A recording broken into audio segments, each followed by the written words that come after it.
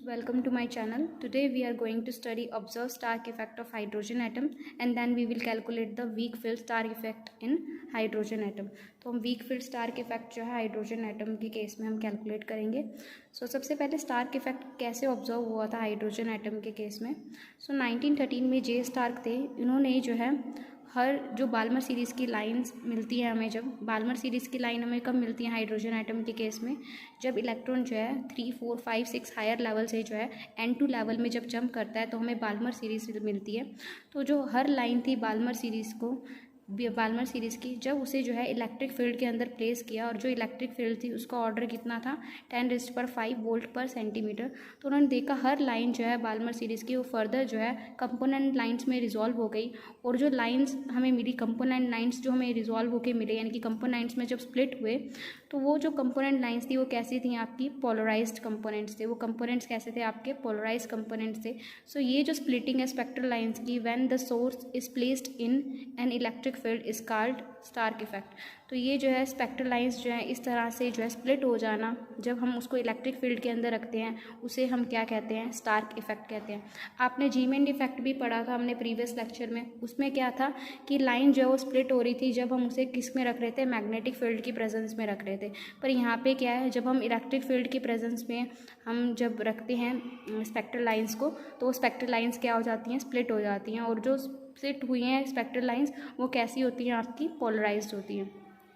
ये जो है स्टार्क इफेक्ट बहुत ही ज़्यादा इसके एप्लीकेशंस हैं, जैसे broadening of lines of spectral lines of dielectric constant. इसमें इसके एप्लीकेशन है. सबसे पहले हम पढ़ लेते हैं इसके main features. The main features of observe Stark effect in hydrogen are as follows. Main features क्या थे कि ये जो स्टार्क इफेक्ट देखा गया था हाइड्रोजन एटम के केस में, तो उसके मेन फीचर्स क्या निकल के आए. तो यानी कि हाइड्रोजन एटम के केस में कौन सी सीरीज़ उन्होंने स्टडी की, बाल्मर सीरीज़. और बाल्मर सीरीज़ से जो स्पेक्ट्रल लाइंस आई थी उनको इलेक्ट्रिक फील्ड में प्रेजेंस में देखा तो वो लाइंस जो है कंपोनेंट लाइंस में रिजॉल्व हुई. तो जो लाइंस हमारे पास आई थी बाल्मर सीरीज़ में वो सारी की सारी जो है एक सिमेट्रिकल पैटर्न को फॉलो कर रही थी. But the pattern depends upon the N of the terms involve. तो बट जो पैटर्न आया था, यानी कि जो भी हमारे पास पैटर्न आया था लाइंस का, वो एक तो सिमेट्रिकल था और ऊपर से क्या था कि वो सारा का सारा पैटर्न किसके ऊपर डिपेंड कर रहा था, एन के ऊपर डिपेंड कर रहा था. तो यानी कि जो स्टार्क लाइंस की अगर मैं बात करूं, जैसे एक लाइन जो है फर्दर जो है कंपोनेंट लाइंस में रिजॉल्व हुई in the presence of electric field. ये जो लाइंस आई हैं इनकी जो विड्थ या नंबर ऑफ लाइंस की अगर मैं बात करूं वो डिपेंड कर रही थी एन पे. तो जितना ज़्यादा एन था उतनी ज़्यादा जो स्प्लिटिंग हुई थी और उतनी ज़्यादा जो है हमें क्या मिल रही थी, विड्थ मिल रही थी पैटर्न की. यहाँ पे क्या कह रहा है कि एच बीटा की, जैसे कि एच बीटा है वो जो है उसका एन ज़्यादा है. एच बीटा की जो स्प्लिटिंग हुई है लाइंस की वो ज़्यादा थी आपके एच अल्फ़ा से. और आप कह सकते हो एच गामा की और भी ज़्यादा स्प्लिटिंग हुई थी एच बीटा से और एच अल्फ़ा से. यानी कि आप ये कह सकते हो कि जब हमने मैग्नेट इलेक्ट्रिक फील्ड के अंदर रखा तो जैसे एक लाइन और फर्दर कंपोनेंट लाइंस में एक तो सिमेट्रिकल पैटर्न शो कर रही थी, जैसे कि एक लाइन थी स्पेक्ट्रल लाइन, वो फर्दर जो है कंपोनेंट लाइंस में रिजॉल्व हुई. पर जैसे जैसे एन इंक्रीज़ हो रहा था वैसे वैसे जो है विड्थ भी क्या होती जा रही थी, इंक्रीज़ होती जा रही थी. विड्थ भी बढ़ती जा रही थी प्लस और नंबर ऑफ लाइंस भी क्या होती जा रही थी, इंक्रीज़ होती जा रही थी. उसके बाद सेकंड फीचर उन्होंने क्या देखा, सेकंड इंपॉर्टेंट फीचर था कि जो वेव नंबर शिफ्ट है are integral multiple of unit. तो जो जिस वेव नंबर से वो शिफ्ट हो रही थी, ठीक है ना, तो वेव नंबर शिफ्ट था वो क्या था, इंटीग्रल मल्टीपल था किसी यूनिट का, और वो किसके प्रोपोर्शनल था, फील्ड स्ट्रेंथ के. तो जितनी ज़्यादा फील्ड स्ट्रेंथ थी उसी के अकॉर्डिंग जो है वेव नंबर में जो है शिफ्ट आ रहा था, और वो सभी हाइड्रोजन लाइंस के लिए सेम था. उसके बाद थर्ड पॉइंट क्या कहता है, अगर हम सर्कुलर पोलराइजेशन जो है अगर हम लॉन्गिट्यूडनल ऑब्जर्व करें तो सर्कुलर पोलराइजेशन हमें देखने को नहीं मिलती है. तो बाकी सभी केस के लिए जो है पोलराइजेशन जो प्रॉपर्टी होती है स्टार्क लाइंस की वो जीमेन लाइंस की तरह ही है. सिर्फ और सिर्फ एक चीज़ है कि जब हम लॉन्गिट्यूड ऑब्जर्व करते हैं, आपने जब जीमेन इफेक्ट पढ़ा था तब मैंने आपको बताया था जब मैग्नेटिक फील्ड के अलोंग हम लेते हैं, अलोंग हम देखते हैं स्पेक्ट्रोमीटर में, और एक मैग्नेटिक फील्ड के परपेंडिकुलर हम देखते हैं स्पेक्ट्रोमीटर के अंदर. तो उस केस में जो है हमारे पास जब हम लॉन्गिट्यूडनल ऑब्जर्व कर रहे हैं तो हमें जो है सर्कुलर पोलराइजेशन हमें नहीं देखने को मिली थी. बाकी सभी केस के लिए जो पोलराइजेशन प्रॉपर्टी स्टार्क लाइंस की थी वही जीमेन लाइंस की थी. बट इन कंट्रास्ट, और यहाँ पे क्या हुआ, इसके कॉन्ट्रास्ट में क्या हुआ कि जो पाई कंपोनेंट था उसकी ज़्यादा सेपरेशन थी आपके सिग्मा कंपोनेंट से।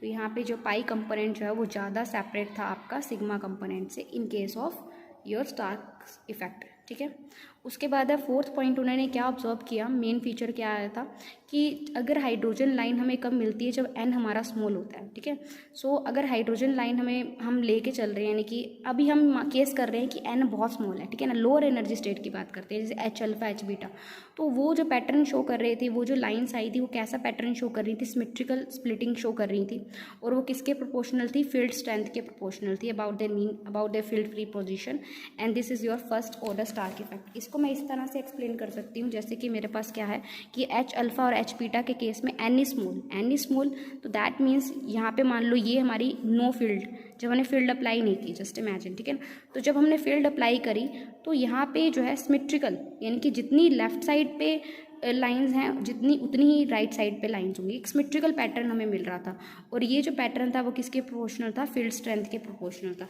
सो this is your first order Stark effect.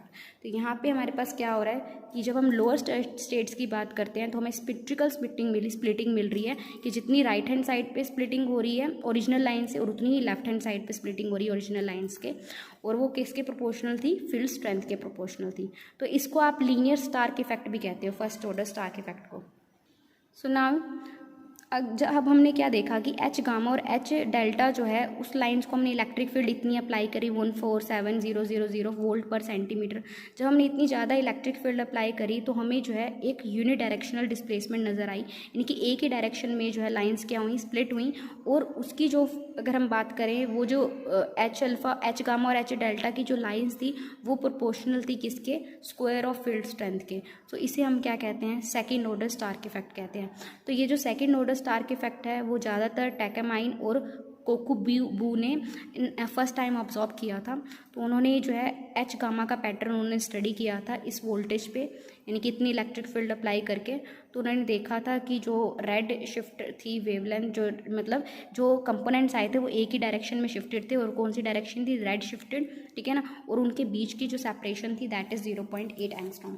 तो बच्चे ये रेड शिफ्टेड और वॉयलेट शिफ्टेड ये तुम आगे पढ़ोगे, फिलहाल तुम ये समझ लो कि जैसे कि हमने ये नो फील्ड है, जब हमने फील्ड नहीं अप्लाई करी, जब हमने बहुत ज़्यादा फील्ड अप्लाई करी तो उन्होंने देखा एक ही डायरेक्शन में जो है क्या हो रही है, स्प्लिटिंग हो रही है, और उनके बीच का जो सेपरेशन है वे जो न्यू1 न्यू2 इनके बीच का जो सेपरेशन है दैट इज़ 0.8 एंगस्ट्रॉम, एक ही डायरेक्शन में क्या हो रही है, स्प्लिटिंग हो रही है, and that is your second order Stark effect. ठीक है, तो यहाँ पे field strength is proportional to square of interaction energy is proportional to square of field strength. ठीक है, सो नाउ भी हम हाइड्रोजन एटम का केस ले रहे हैं, तो हाइड्रोजन लाइक एटम्स के लिए जो है अगर मैं उसको इलेक्ट्रिक फील्ड में रखूँ, हाइड्रोजन लाइक एटम्स को इलेक्ट्रिक फील्ड में रखूँ, तो उस केस में जो इंट्रैक्शन एनर्जी होगी that is given by delta T, and that is equals to A F B F square plus में सी एफ क्यूब। तो यहाँ पे जो डेल्टा टी है ये क्या है, जो फील्ड फ्री स्टेट है, जब हमने फील्ड नहीं अप्लाई करी, और उसके बाद जब हमने फील्ड अप्लाई करी तो जो एनर्जी लेवल्स में स्प्लिटिंग हुई उनके बीच का जो डिफरेंस है that is your energy shift, that is given by delta T. यानी कि अगर मान लो ये हमने फील्ड फ्री रीजन है, नो फील्ड, कोई स्प्लिटिंग नहीं हुई इसमें, और जब हमने इलेक्ट्रिक फील्ड अप्लाई करी ये दो लेवल्स में स्प्लिट हो गया, ये एनर्जी लेवल दो लेवल्स में स्प्लिट हो गया, तो इनके बीच का जो शिफ्ट है, इन दोनों के बीच का जो डिफरेंस है that is your delta T. तो इंट्रैक्शन एनर्जी जो है वो किसके प्रोपोर्शनल है, आपके A F B F square C F cube के।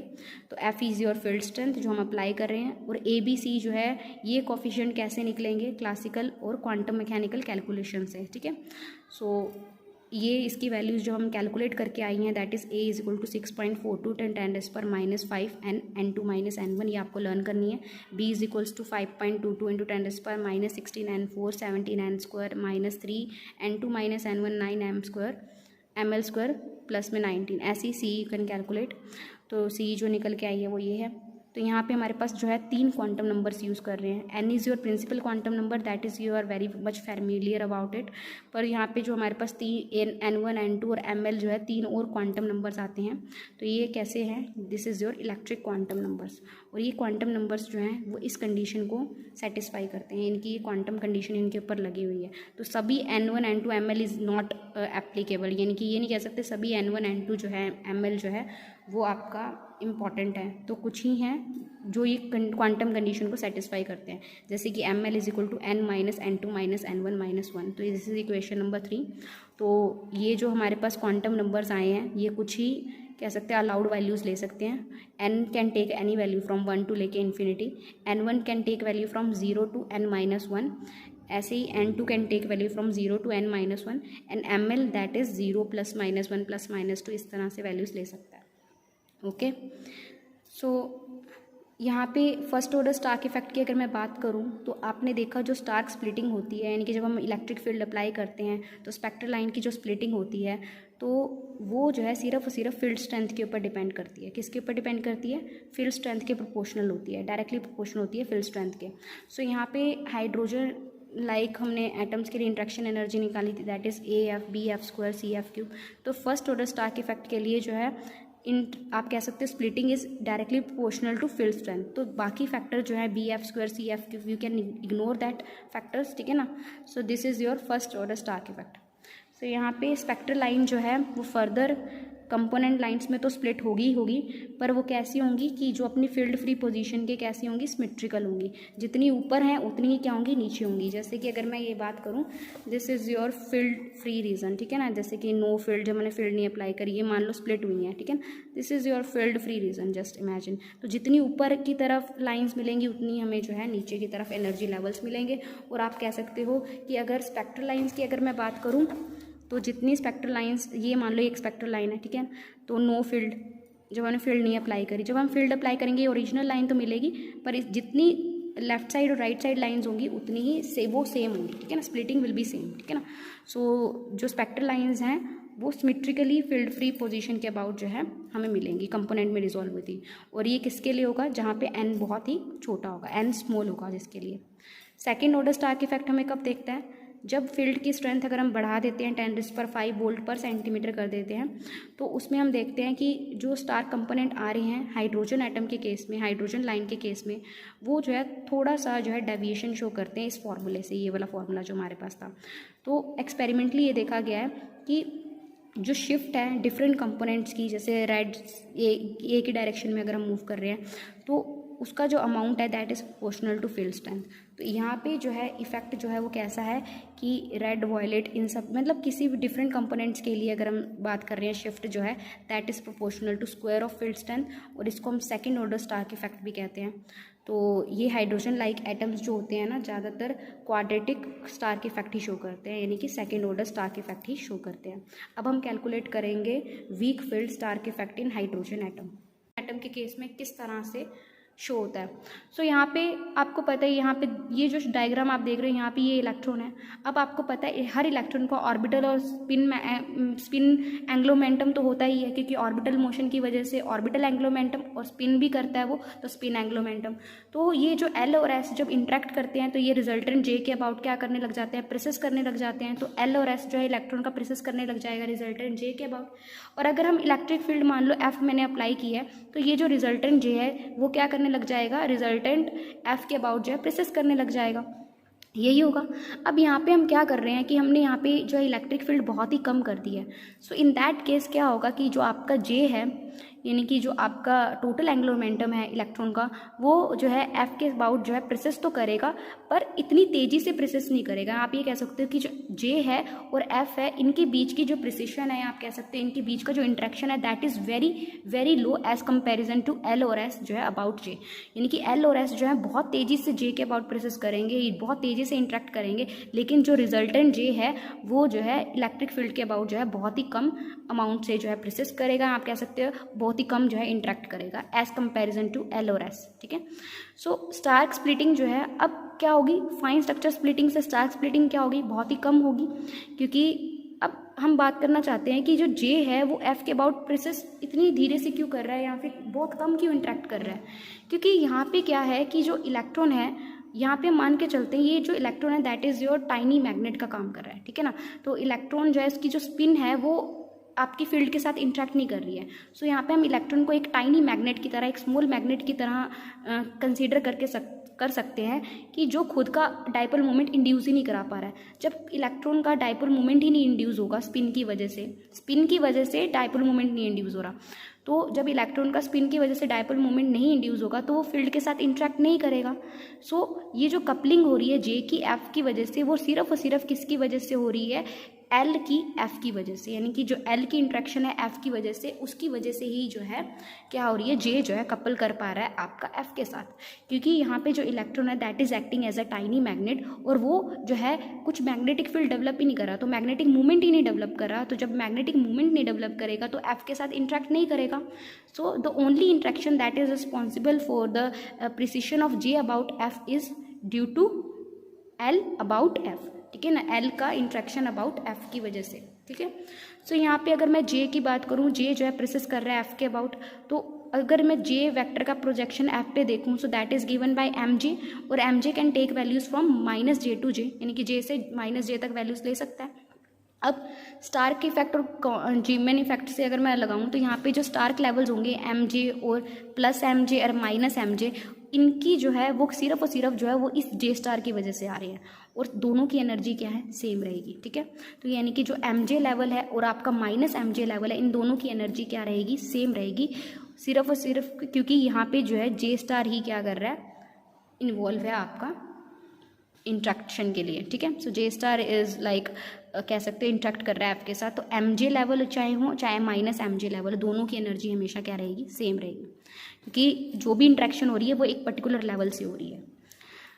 लेकिन जीमेन के केस में ऐसा नहीं होता था, जीमेन के केस में जे जो है वो डिफरेंट होता था, पर यहाँ पे जे क्या है, सेम है, ठीक है। इस चीज़ को अपने उसमें दिमाग में लगाओ, क्योंकि यहाँ पे कंपेयर करके चलना है ना हमें दोनों को, तो थोड़ा थोड़ा कंपेयर भी करना सीखो। तो अब जिसने जीमेन इफेक्ट नहीं पढ़ा है वो एक बार पीछे जाके जीमेन इफेक्ट पढ़ लें। तो यहाँ पे हम जो है दो लेवल्स हम कंसीडर करके चलेंगे, हाइड्रोजन एटम के दो स्टेट्स हमने कंसीडर करके चले हैं, N2 और N3, ठीक है। तो आप देखोगे कि जो आपकी लेफ्ट हैंड साइड की अगर मैं बात करूँ तो वहाँ पे सिर्फ और सिर्फ जो है हमारे पास जब हमने फील्ड नहीं अप्लाई करी है तब की, यानी कि H अल्फा लाइन्स हमें दिखेंगी, और जब हम वीक फील्ड अप्लाई करेंगे तो राइट हैंड साइड हमें बताएगा कि इस तरह से स्प्लिटिंग होगी। तो आप देखो, सो 2D 5/2 एंड 2P 3/2, यहाँ पे कोई भी स्प्लिटिंग नहीं होती, चाहे आप फील्ड अप्लाई करो चाहे आप फील्ड नहीं अप्लाई करो। पर यहाँ पे देख रहे हो 2D 3/2, 2P 3/2, यहाँ पे N तो सेम है, N इज 3, पर यहाँ पे J भी आपका सेम है, J इज 3/2 3/2, पर यहाँ पे L जो है दैट इज़ डिफरेंट, L यहाँ पे 2 है, L यहाँ पे 1 है। तो ये जो है फर्दर जो है अपने लेवल्स में क्या हो रहा है, स्प्लिट हो रहा है, और कितने लेवल्स में स्प्लिट होगा, 2J + 1 लेवल्स में। तो J की वैल्यू यहाँ पे 3/2 है, तो आप सब्सटीट्यूट करोगे 2 × 3/2 + 1 4। तो आप यहाँ पे देख रहे हो जीमेन इफेक्ट में जो है J डिफरेंट थे, पर यहाँ पे जो है सेम J लेवल के लिए क्या हो रही है, स्प्लिटिंग हो रही है, और स्प्लिटिंग किसकी वजह से हो रही है, L की वजह से हो रही है, ठीक है। तो यहाँ पे आप देख सकते हो ऐसी 2P 1/2, 2S 1/2, जब वीक फील्ड में हम देखेंगे तो ये जो है दो लेवल्स में स्प्लिट हो जाएगा, 2J + 1, यानी कि कितना आ गया, दो लेवल्स आ गए, ±1/2 एंड ±1/2, तो ये दो लेवल्स में स्प्लिट हो जाएगा।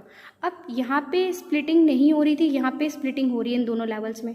तो ये जो स्टेट है that is your unpaired state, 2D 5/2 and 2P 3/2 is unpaired state. क्यों अनपेयर्ड स्टेट है, क्योंकि यहाँ पे जो है कोई और हमारे पास स्टेट अवेलेबल नहीं है जिससे ये क्या कर सके, पेयरिंग कर सके, और अब खुद से तो है ये जो है इलेक्ट्रिक डायपोल मोमेंट जो है डेवलप नहीं कर सकता, तो कोई नेट इलेक्ट्रिक मोमेंट नहीं होगा, तो वीक फील्ड में इसकी स्प्लिटिंग नहीं होगी। पर यहाँ पे क्या होता है कि आप चाहे ये वाली स्टेट भी देख लो, यहाँ पे भी सेम N है, N is 2 and J is 1/2 and L is different, L is 1 and L is 0, तो ये भी दो लेवल्स में स्प्लिट हुआ है।